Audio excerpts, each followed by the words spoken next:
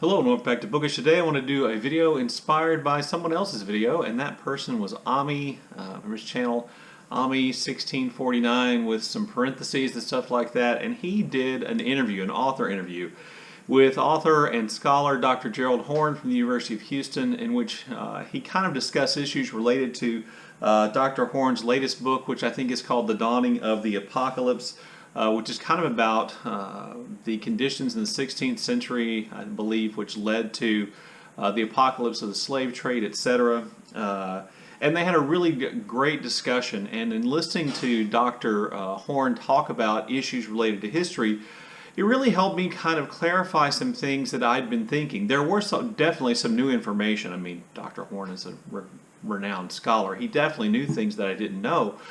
But in addition to that, he kind of helped piece together things I did know in a new way, which in lots of ways I think are important to kind of exploding some myths that exist in American history. Now, as you know, I taught American history for decades here in the United States of America, and I fell prey to a lot of the things that Dr. Horne points out as our kind of flawed thinking in the way in which we approach American history, particularly with American founding and then the progress of American history. So today I want to talk about three of those myths which came up in that discussion and my thinking about them.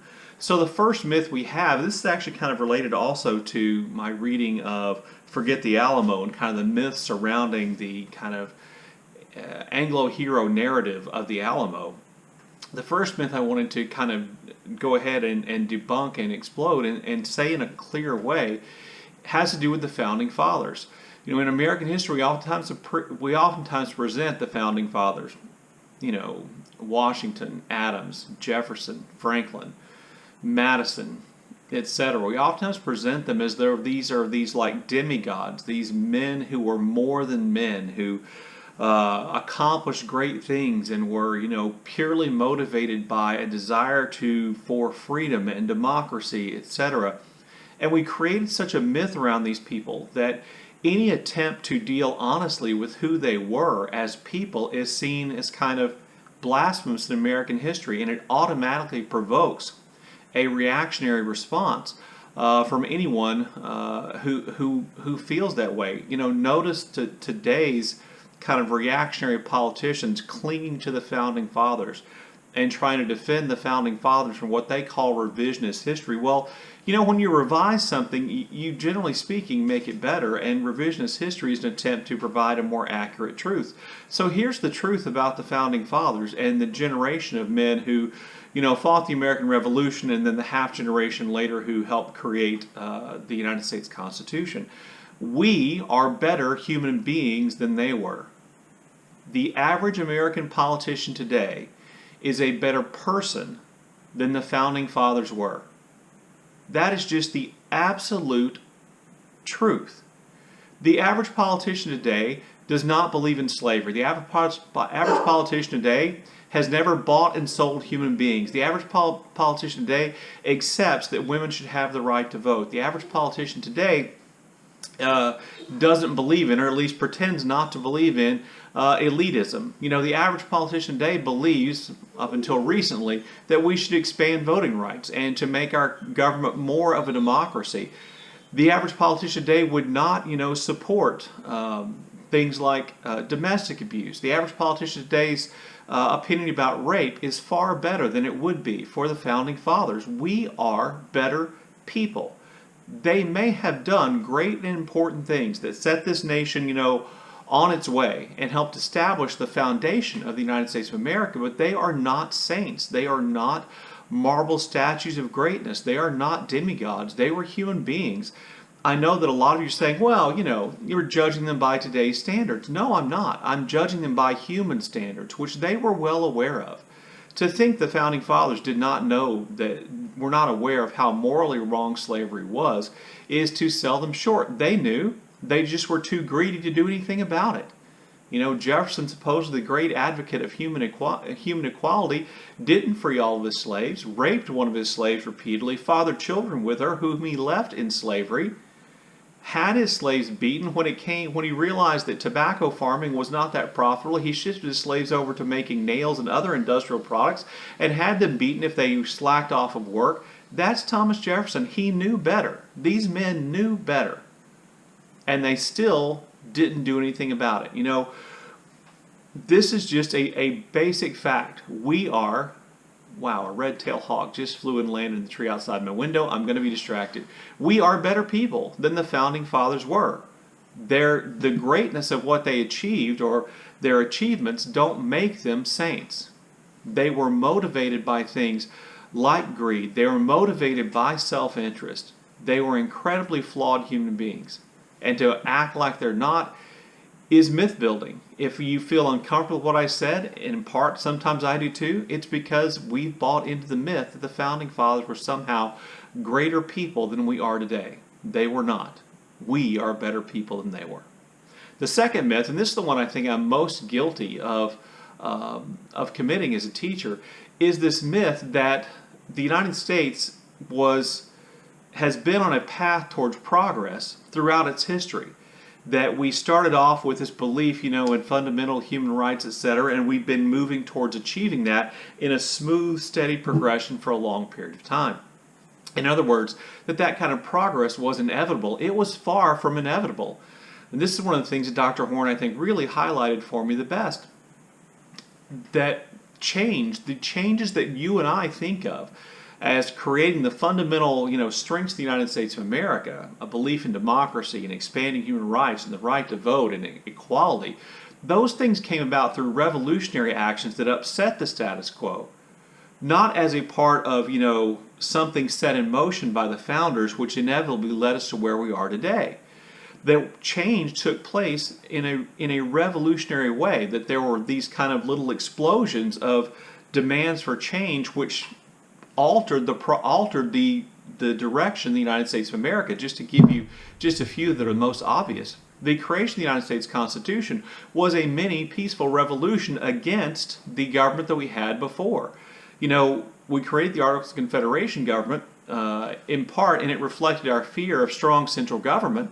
But by the time we got to 1787, the very people who, in some cases, had helped to fight for the American Revolution and gain our independence realized that form of government was not going to be adequate, and therefore we needed to create the Constitution. A radically more powerful government was created that could actually ensure progress and could actually ensure eventually human rights. That's a little revolution. Even the founders, though, were elitist and believed in more of a Republican form of government than democracy, but guess what? The American people demanded more accountability from politicians, and we began to create democratic reforms. Expanding the number of white men who could vote, changing the way the Electoral College works so that it reflects popular vote more accurately.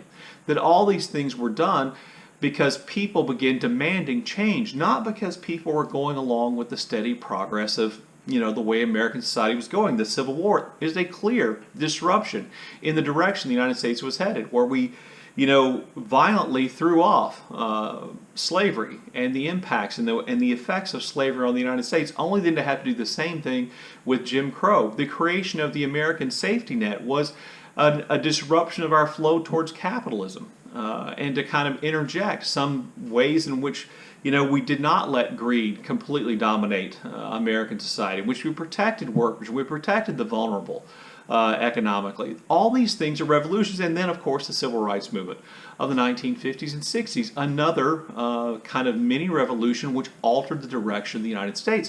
We were not destined to be where we are by the founders and what they created. We got where we are by demanding that the country live up to the ideals the founders expressed in those documents.